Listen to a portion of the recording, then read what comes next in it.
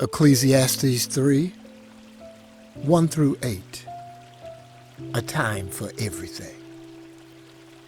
For everything there is a season, a time for every activity under the heaven, a time to be born and a time to die, a time to plant and a time to harvest, a time to kill and a time to heal, a time to tear down and a time to build up, a time to cry and a time to laugh, a time to grieve and a time to dance, a time to scatter stones and a time to gather stones, a time to embrace and a time to turn away, a time to search and a time to quit searching, a time to keep and a time to throw away, a time to tear and a time to mend, a time to be quiet and a time to speak, a time to love and a time to hate, a time for war and, thankfully, a time for peace. Ecclesiastes chapter 12. Don't let the excitement of youth cause you to forget your Creator. Honor Him in your youth before you grow old and say life is not pleasant anymore. Remember Him before the light of the sun, moon, and stars is to dim your old eyes and rain clouds continually darken your sky.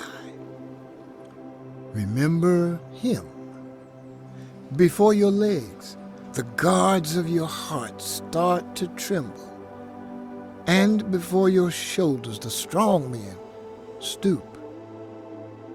Remember Him before your teeth, your few remaining servants, stop grinding, and before your eyes the women looking through the windows see dimly.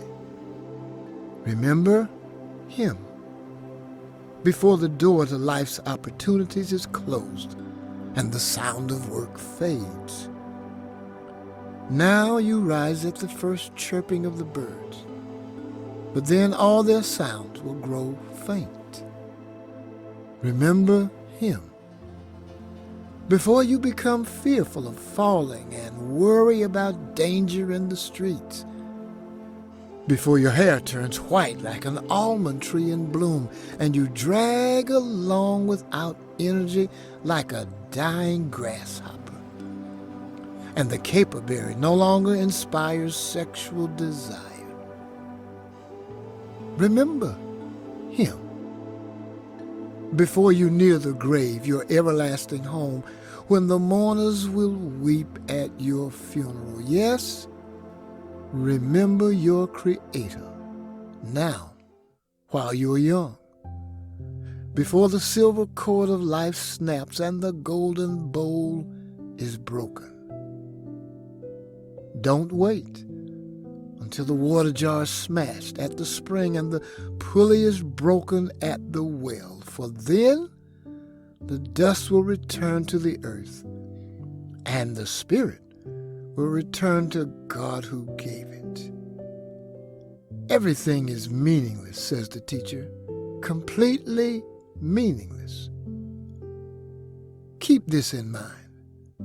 The teacher was considered wise, and he taught the people everything he knew. He listened carefully to many proverbs, studying and classifying them. The teacher sought to find just the right words to express truth clearly. But my child, let me give you some further advice.